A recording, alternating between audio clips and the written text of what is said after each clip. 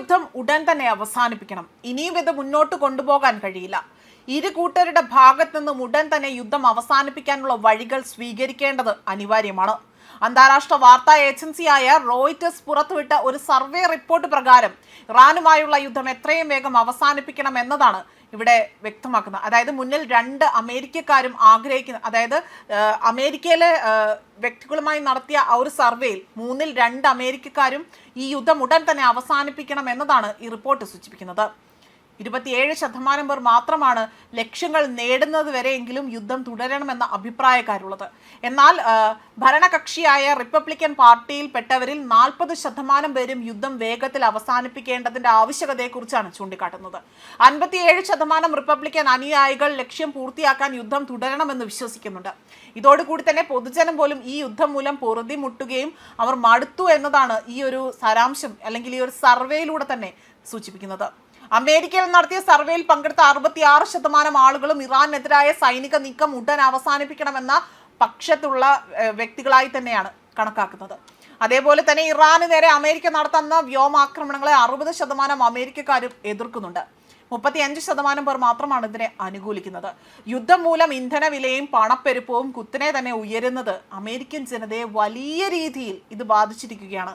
അമേരിക്കയിൽ പെട്രോൾ വിലയാകട്ടെ ഗാലന് $4 മുകളിൽ എത്തിയത് ജനങ്ങൾക്കിടയിൽ വലിയ ഒരു അതൃപ്തിക്ക് കാരണമായിട്ടുണ്ട്. യുദ്ധം തങ്ങളുടെ സാമ്പത്തിക സ്ഥിതിയെ പ്രതികൂലമായി തന്നെ ബാധിക്കുമെന്ന് സർവേയിൽ പങ്കെടുത്ത പകുതിയിലധികം പേരും അഭിപ്രായപ്പെടുന്നു. ഒരു മാസം പിന്നിട്ട് ഈ യുദ്ധം പശ്ചിമേഷ്യയിൽ വലിയ നാശനഷ്ടങ്ങൾ ഉണ്ടാക്കുകയും ആഗോള സാമ്പത്തിക മേഖലയെ അത് വലിയ രീതിയിൽ പ്രതിസന്ധിയിലാക്കുകയും ചെയ്ത പശ്ചാത്തലത്തിൽ കൂടിയാണ് ഇത്തരം ഒരു സർവേ ഫലം പുറത്തു വന്നിരിക്കുന്നത്. ലക്ഷ്യങ്ങൾ പൂർത്തിയാകാതെ തന്നെ പിന്മാറുന്നത് ട്രംപ് ഭരണകൂടത്തിന് വലിയ രാഷ്ട്രീയ വെല്ലുവിളികൾ അത് സൃഷ്ടിക്കാൻ കാരണമായേക്കുമെന്നും വിലയിരുത്തപ്പെടുന്നുണ്ട്. എന്നാൽ യുദ്ധം അവസാനിപ്പിക്കാനുള്ള ചർച്ചയിൽ വലിയ പുരോഗതി ഉണ്ട് എന്ന് ട്രംപ് അവകാശപ്പെടുമ്പോഴും കടുത്ത മുന്നറിയിപ്പുകൾ നൽകാൻ അദ്ദേഹം ഇവിടെ മറന്നിട്ടില്ല. ഹോർമോസ് കടലിടുക്ക് ഉടനടി തന്നെ വാണിജ്യത്തിനായി തുറന്നില്ല എങ്കിൽ ഇതുവരെ തൊടാത്ത ഇറാന്റെ വൈദ്യുതി നിലയങ്ങൾ, എണ്ണ കിണറുകൾ, ഗാർഗ് ദ്വീപ് എന്നിവ പൂർണ്ണമായും തകർക്കുമെന്നായിരുന്നു ട്രംപിന്റെ ഭീഷണി. അതേസമയം ഇറാനിലെ തീരുമാനങ്ങൾ എടുക്കുന്ന പ്രക്രിയ വലിയ അനിശ്ചിതത്വം നിലനിൽക്കുന്നതായി തന്നെ ഇവിടെ റിപ്പോർട്ടുകൾ സൂചിപ്പിക്കുകയാണ്.